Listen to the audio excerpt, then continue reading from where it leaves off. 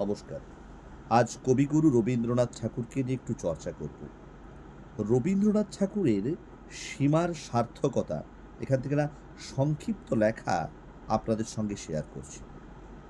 অহংকারকে যে আমরা রিপু বলি, লোভকে যে আমরা রিপু বলি, তাহার কারণ এই, আমাদের সীমা সম্বন্ধে সে আমাদিগকে ঠিকটা বুঝিতে দেয় না।